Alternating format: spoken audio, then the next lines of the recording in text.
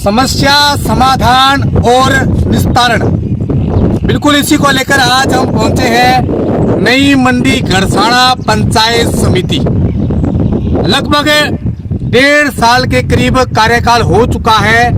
किस प्रकार विकास किए गए और किस प्रकार उन मुद्दों को जिनकी घोषणाएं की गई उनको धरातल पर प्रस्तुत किया गया, इसी को लेकर हमारे साथ मौजूद है गड़साना पंचायत समिति प्रधान प्रतिनिधि अशोक जी जाखड़। जाखड़ साहब बहुत बहुत स्वागत है।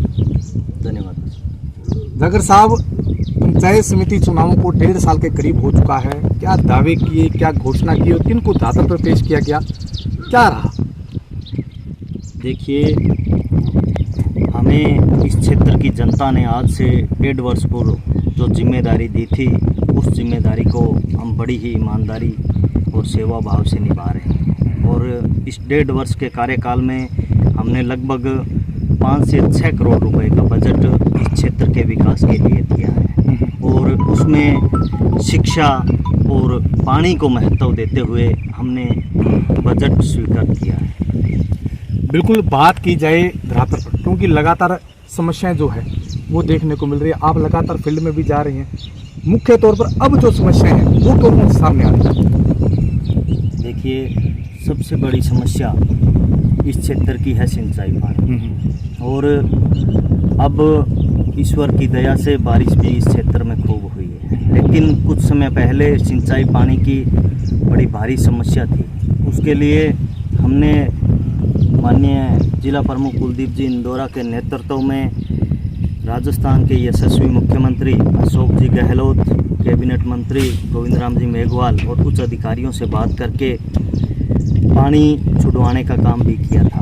और उस वजह से ही जो किसानों की फसलें चौपट होने की कगार पर थी, वो फसलें हम कहीं ना कहीं बचाने में सफल हुए। बिल्कुल, सड़कें, नालियाँ, गलियाँ जहाँ भी जाए वहीं हालात खस्ता है। 1.5 साल के करीब आपको हो चुका है और पंचायत समिति जो है वहाँ डायरेक्टर भी नियुक्त हो चुके हैं। सरपंच जो हैं वो भी कहीं ना कहीं इन समस्याओं के निस्तारण के लिए आपके पास आते हैं, लेकिन समस्या जस की तस है। इसको लेकर क्या प्रयास जो है आपके द्वारा किए जा रहे हैं? देखिए विकास जी, हम ये नहीं कह सकते कि समस्या जस की तस है। जैसे ही हम बने, हमारे पंचायत समिति के सदस्य हैं, उनके द्वारा जो भी समस्याएं बताई जाती है, सरपंचों के द्वारा, आमजन के द्वारा जो भी समस्याएं, चाहे वो नाली की हो, चाहे वो सड़कों की हो, जो हमने बजट जो स्वीकृत किया है उसमें से कम 3 करोड़ रुपए नाली और सड़कों का बजट स्वीकृत किया है। तो वो विकास भी हुआ है क्षेत्र में। ये बात नहीं है कि समस्या जस की तस है, लेकिन आपकी बात ये भी सही है कि इस क्षेत्र में बहुत बड़ी समस्याएं हैं।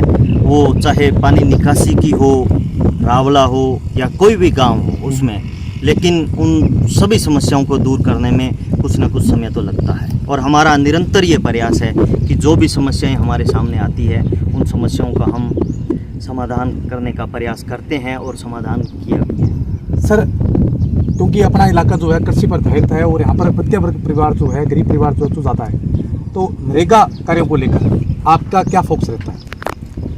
देखिए, मैं भी एक मध्यम परिवार का व्यक्ति हूँ और मैं भली भांति जो मध्यम और गरीब परिवार के व्यक्ति है उनकी समस्याओं को समझता हूँ। नरेगा की जहाँ तक बात है, पीछे नरेगा के कार्य स्वीकृत होने में काफ़ी समय लगता था, लेकिन जब से कुलदीप जी इंदौरा जिला प्रमुख बने हैं, नरेगा का कार्य जैसे ही ग्राम पंचायतों से जिला परिषद भेजा जाता है तो उन कार्यों को स्वीकृत होने में समय नहीं लगता है और लगभग ग्राम पंचायतों में नरेगा के कार्य अच्छे चल रहे हैं। सर, आप इलाके के प्रधान हैं, 36 ग्राम पंचायतें हैं।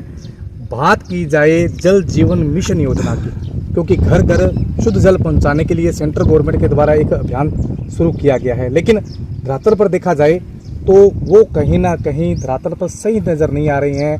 कहीं सड़कें बदहाल है, कहीं कार्य नहीं हो रहे हैं, कहीं ठेकेदार लीपापोती करें। इसको लेकर आपके क्या एक्शन रहते हैं? देखिए, आपकी इस बात से मैं बिल्कुल पूरी तरह से सहमत हूँ कि जल जीवन मिशन के तहत जितने भी कार्य पिछले 2 वर्षों में हुए हैं उन कार्यों में गड़बड़ियाँ पाई भी गई है। क्योंकि सबसे ज़्यादा अगर शिकायत किसी महकमे की आती है तो वो पीएचडी विभाग की और जल जीवन मिशन के तहत जो कार्य हुए हैं उनकी आती है। क्योंकि जल जीवन मिशन के तहत जो पाइपलाइनें डाली जाती है गाँव में, तो वो पाइपलाइनें डालने के लिए पहले सड़कें तोड़ दी जाती है और उसमें प्रावधान तो ये होता है कि वो सड़कें जो ठेकेदार है या जो विभाग है, पंचायती राज ने जो सड़कें बनाई है वो सड़कें वैसे की वैसे बनाकर, लेकिन काफ़ी जगह से ये शिकायतें भी आ रही है कि सड़कें तोड़ दी जाती है, उनका सही तरीके से दोबारा निर्माण नहीं होता है। लगभग जहाँ से शिकायत आती है मैं वहाँ पहुँचता भी हूँ और कई जगह जो कार्यों में जो गड़बड़ी पाई गई थी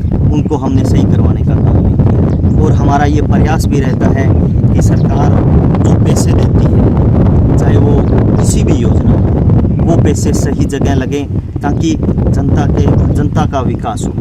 बिल्कुल, बहुत अच्छी सोच है आपकी कि जो पैसा हो वो धरातल पे लगे, किसी प्रकार का भ्रष्टाचार जो है वो ना हो। अब बात करते हैं विधानसभा चुनावों की, क्योंकि आप इलाके के एक प्रधान हैं और लगातार जिम्मेवारी भी संभाल रहे हैं।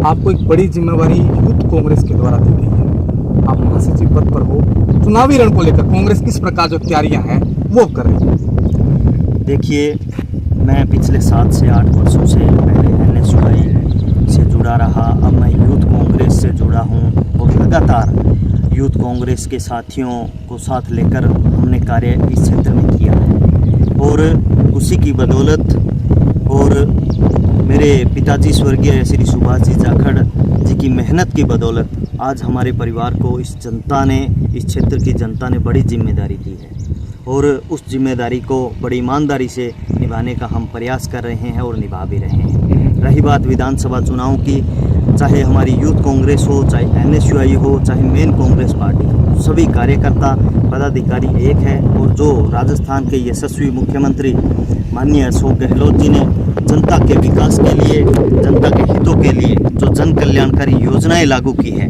उन योजनाओं को हम धरातल पर उतार कर उन योजनाओं का लाभ जनता को कैसे मिले और उन जन कल्याणकारी योजनाओं का लाभ जनता तक हम पहुंचा रहे हैं। पूरी कांग्रेस पार्टी एकजुट है, चाहे वो यूथ कांग्रेस हो, चाहे NSUI हो, और इस बार हमें आशा ही नहीं बिल्कुल पूरी उम्मीद है कि अनूपगढ़ विधानसभा से कांग्रेस पार्टी का प्रत्याशी जीतकर विधानसभा जाएगा। सर, सबसे पहले जब जिला प्रमुख के चुनाव हुए, प्रधान के चुनाव हुए, तो लोगों में ये बात कही गई कि कड़ी से कड़ी जोड़ दी जाए, लेकिन कड़ी से कड़ी जोड़ने के बाद भी लोगों को जो समस्या है उनका समाधान अब तक नहीं हुआ है। जिस प्रकार आपने कहा कि जन कल्याणकारी योजनाएं, महंगाई राहत कैंप, चिरंजीवी योजना, आरोप भी लगाए जा रहे हैं कि इस प्रकार से सिर्फ आडंबर किए गए हैं, इनका धरातल पर किसी प्रकार से कोई भी लाभ जो है वो प्राप्त नहीं हुआ। इसको लेकर आप क्या कहेंगे? देखिए, राजस्थान के यशस्वी मुख्यमंत्री अशोक गहलोत जी ने जो योजनाएं लागू की है और आपने बताया कि ये एक आडंबर के रूप में चल रहा है, तो मैं इससे बिल्कुल भी सहमत नहीं हूँ, क्योंकि जितनी भी जन कल्याणकारी योजनाएं हैं वो बिल्कुल धरातल पर लागू की गई है। 1-2 योजनाएं जो जैसे फूड किट है उसका 15 अगस्त से शुभारंभ हो रहा है, 15 अगस्त को जो राशन किट है वो वितरित की जाएगी। और जितनी भी योजनाएं हैं, चाहे चिरंजीवी योजना हो, चिरंजीवी योजना में जो मध्यम और गरीब परिवार के व्यक्ति हैं बिल्कुल उनको एक बहुत बड़ी राहत मिली है, क्योंकि हमें हमारा क्षेत्र सीमावर्ती क्षेत्र है और सिंचाई पानी पर निर्भर है, सिंचाई पर निर्भर है, किसानी एरिया है।